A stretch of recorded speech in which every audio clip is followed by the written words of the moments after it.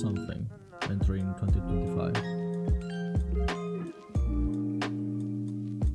I know a lot of people are having a rough time because they thought they were going to experience the holidays with the ones they love. Everyone experiences grief and loss in their lives, and it's a really sad thing to go through. But I believe that it doesn't have to be that way. In fact, I would argue that mourning is way worse when you lose a construct, like a relationship, perhaps, instead of the absolute reality that is life and death. It's not that I'm insensitive, I can still relate to what other people are feeling because I too once was like that. I want to tell you how I overcame my fear of death and depression about loss. I'll try to keep it brief. That being said, some things to get in the group. Number one, do you know what life is? Life is just the active consequence of self-replication. I do not know why life does exist, but I'm pretty sure of what constitutes life. Do you know what life form is? A bunch of cells stacked in a way of a comprehensible structure. And what is a quintessential way in which we perceive and make sense of reality? Pattern cognition and recognition. Be it applied to classical physics, biology, art, language, computers, behavior, you name it, I want to make this clear. I do not, by any means, believe or will believe in the concept of the infinite. I just believe that there are structures and patterns that we cannot comprehend due to the limitations of human parallel processing. AI is going to be a lot of help in the future regarding this. I go with my intuition on a lot of stuff, and decidedly so, be it on the short or the long term, I see my intuition being proven right, with a number of instances in which that wasn't the case. Intuition is more or less the pure, impulsive, unadulterated by friction response that we have. When I decided to start investigating why intuition may be accurate or not, or how, I stumbled upon studies on consciousness. And while I was aware of Penrose's statements on it, I never fully endorsed those until he approved upon them with anesthesiologist Hammeroff. And at the time, I was also digesting Mauro Zapatera's research on cerebrospinal fluid that could very well easily correlate with a sound environment in the brain in which quantum phenomena can happen. So my focus actually shifted. I instead became interested in what the soul was, and let me say, I'm really disappointed in humanity, at least in the humankind of this era, because they always put consciousness and identity in the same bag when talking about the soul and start missing the big picture. Like I said, I don't want to get too technical, but basically no one explored the very real possibility of memory, consciousness, identity, whatever, not being static concepts, because people try to encapsulate stuff to study it, disregarding the most fundamental fact that our consciousness and even the reality to some extent is procedurally generated. It is not static, and it depends on the evolution of dispositions and structures. But like we all know, if none of those are static, it means movement. And movement leaves what? You guessed it, trails. Trails that we humans can now quantify, follow, and eventually develop a map. That's what I've been working on the past year. A map of the soul based upon the principles of radioactive interactions within the processes involved in electrical synapses in the body using quantum mechanics to try and reconcile previous perspectives on it. Not so different to say that there is a preferred macrostructure that is refreshing all the time according to preferred patterns that our body uses to constitute us. That's a whole another level of simplification that I just did there of the IPPS or IPS hypothesis. I could dwell on all the research that has been done since 2012 onwards that affects my chain of thought. But you're not here for that. You are still here for a gift. You see, when we start thinking in quanta and really microscopic bricks of reality, we start discussing the only thing that could be harbored in those dispositions: information.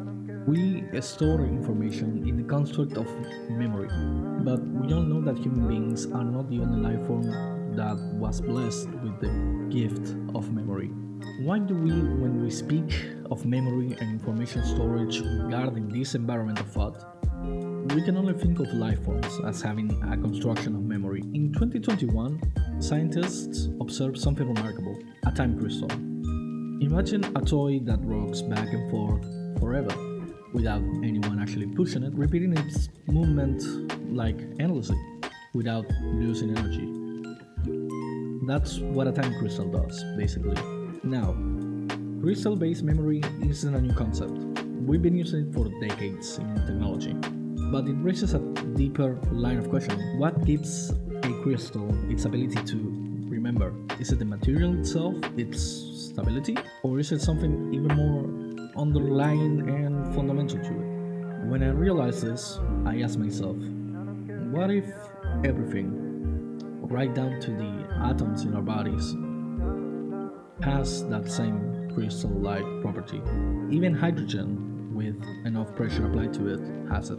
Patterns of existence, memories, and information wouldn't vanish. Instead, they'd simply persist, changing form like trails left in the fabric of reality itself. And here's where it gets interesting. Our bodies are open thermodynamic systems, constantly interacting with the world. Every touch, every sound, and every moment leaves an imprint. Tiny pieces of information are absorbing to us, waiting to be transformed into quote-unquote being. We do think that amino acid production, which is a prime element in determining the shape of a protein, is closely linked to the sequence of several end-of-chain collapsed thoughts.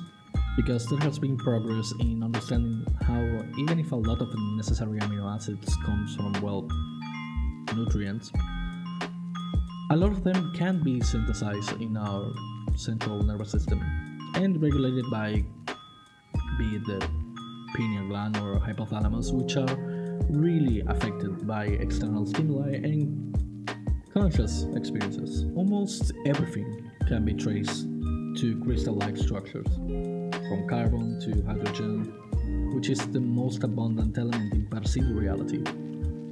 So there is probable cause and reasonable doubt for understanding that the crystal structure embedded in life is a basis for the existence of memory, like it does in the brain. Also, the structure itself, it is a transport or a means of transport of different material states. So this is what all the fractal reality mumbo jumbo is based upon.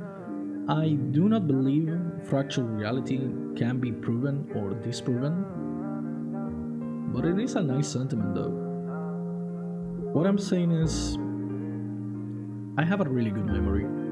So when I'm touching something that someone else touched and I'm listening to something that someone else listened to once, I am receiving a state of the material which was interacted with previously, and since I'm an open thermodynamic system, I can incorporate that information, processed and unprocessed, albeit small, and convert it into work and generate my own being.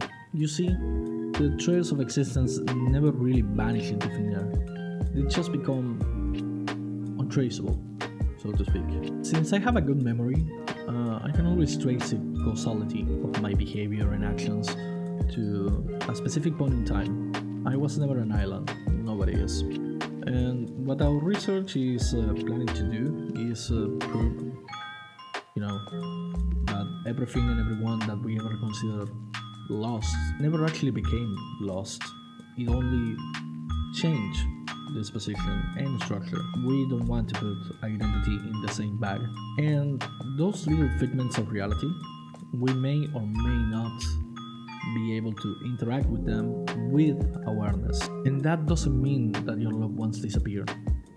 They just became, ironically, more part of your existence than you'll ever realize. We even are looking into ways in which epigenetic memory could carry the concept of a reincarnation simile. Me and my former physics professor are trying to work out right now.